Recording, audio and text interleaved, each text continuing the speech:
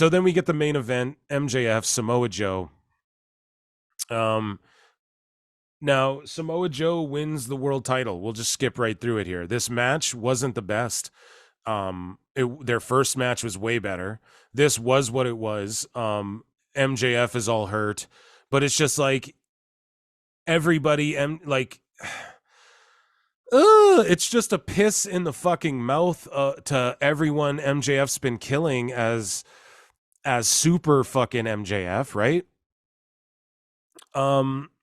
Because like Jay White lost to this dude and he was doing cutters over the top rope and all this shit, and you just have Joe like okay, so he got choked out by MJF cheating in their first match, right? And so this match, it's like Joe just chokes him out, which, okay, we'll get a trilogy down the line, but they did the old Hulk Hogan 1, 2, 3, and I'm down. But it fell flat as a plate of piss, and the match didn't go that long, which I'm not saying, oh, it has to be a barn burner, but it's just like, or like a fucking Broadway, 60-minute Broadway, but it's just, for him to just lose this easy and just, oh, he's all broken down. Like, so Adam Cole came down and was in MJF's corner. He threw him the diamond ring, all of these things. And it's just like, just the finish fell flat. MJF just he beat him too easily to where it's like, I don't know, like, what does that say to like all these tag teams that he beat people in handicap matches, the Righteous, who just disappeared again, like, great for coming in and just never being seen again. Like, it's crazy, man. And then you have like Jay White and just the people he beat along the way, where it's like, okay, but I'm happy Joe has the belt. Like, he should be your world champion. He's on TV as well. Like, he's in Twisted Metal. He's in the WB game, that Suicide Squad game, voicing the Shark and all this shit. Like, Joe's big money, dude. So good for him. And I'm glad this goofy MJF run is done. But they botched the fucking bidding war of 2024. No one gives a shit. More people are talking about if Sasha's going to come back than fucking MJF. So no one gives a shit about that. And it's just MJF fucking, you know, he's like, no one cares, dude. Is he going to show up at the Rumble? No one's even talking about that or gives a shit, because this run was just so bad. And then what happens is they reveal the devil. So Joe wins, the lights go out, the Devils grab the dude. So also, not only that, but Joe's title win, he just dips out of the ring fast, and like the victory gets spoiled because now we just move right into this devil reveal shit. And it's like, way to just, it almost just kind of shits on Joe too. And the devil reveal, so the devil guys come out, they have a chair, the lights go out. Adam Cole's in the ring protecting MJF. The lights go out, they come back on. It's Adam Cole sitting in the chair. So now that's the right guy, I would say, to put it on. That's the guy who makes the most sense. And people are going, sometimes the best call is the right call. And it's true, but we can't give AEW praise for this shitty, convoluted story. And the other guys in the devil masks it's initially who I did call it. It was the Kingdom, right? Roddy Strong, with Bennett and Taven and Adam Cole, and then the other guys, Wardlow. Now, it's just so bad. It's just such a bad fucking story, and it makes no sense. And apparently Samoa Joe, they got the help of Samoa Joe to fucking, like, he was working with the devil or whatever, and people are going, oh, this story, it's the right choice and it makes sense. And I'd have rather it be fucking Jack Perry, honestly, because at least that would have done something for fucking Perry or something, dude. Like, because this whole thing, it would have elevated him a bit. But I guess the right guy is Adam Cole. It's who we said at the beginning, and it makes the most sense. But it's like, okay, so how did Adam Cole get control over production? And how did he get control over the lights and the Titantrons?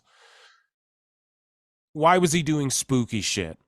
The group's called the Undisputed Kingdom. Like Adam Cole used to just lead the Kingdom. It couldn't just be called the Kingdom. They own Ring of Honor. Why the fuck is everything they're doing? Why does it have to copy this WWE shit that Tony Khan's a mark for?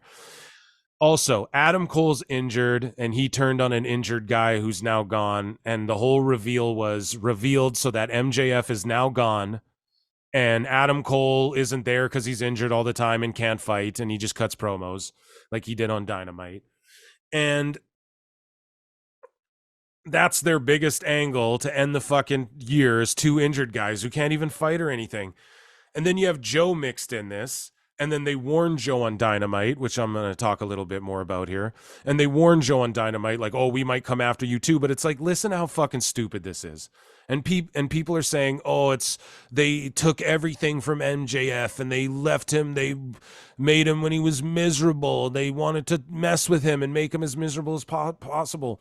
And it's like, okay, first off, he didn't lose his diamond ring. Why didn't they just help Bullet Club Gold take his titles then and shit like that instead of fucking and Bullet Club Gold comes out and confronts these devil goofs fucking on Dynamite or whatever.